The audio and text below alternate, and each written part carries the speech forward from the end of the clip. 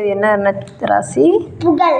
சரி, அப்படின்னா புகழ்னா பாராட்டு. ம் அதிகம்பா.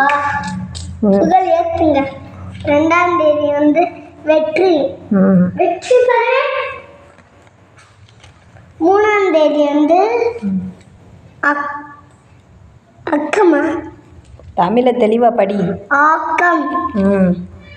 ஆக்கம்னா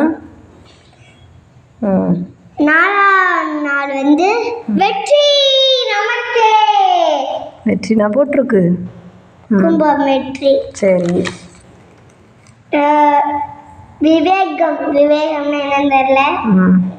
5ஆம் தேதி வந்து 6ஆம் தேதி நிறைவு. பணத்தை சேர்த்து வைக்குவேன். பணம் மட்டும்தான் நிறைவா? பணம், படிப்பு. சரி, அடுத்தது 7ஆம் தேதி வெற்றி. 7ஆம் தேதி வெற்றி.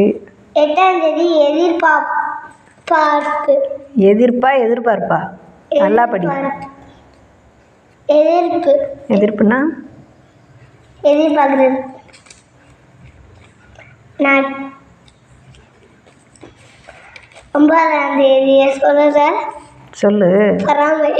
ஐய, அப்படின்னா அவங்க சும்மா அடிச்சு விடுறதுமா. இவ்வளோ நேரம் நீ 10 நாளாக ராசி பலன் பார்க்குற. அதுக்கப்புறம் 10ஆவது நாள் வந்து பரிசு. பரிசு பரிசு நான் தான் எப்போதுமே நம்ம தான். பரவாயில்ல, விடுங்க. 10ஆம் தேதி பரிசு. அப்போ 9ஆம் தேதிக்குள்ள பொறாமையை சொல்லாம விட்டுட்டியே. யார் மேல பொறாமப்படுவ?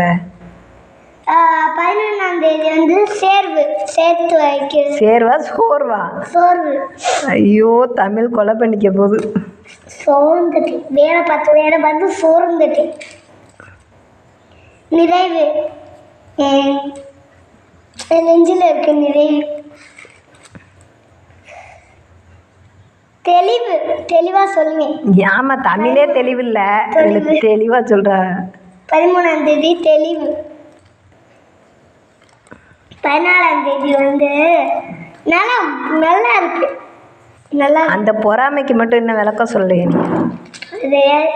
இனிய பொங்கல் நல்வாழ்த்துக்கள். 15ஆம் தேதி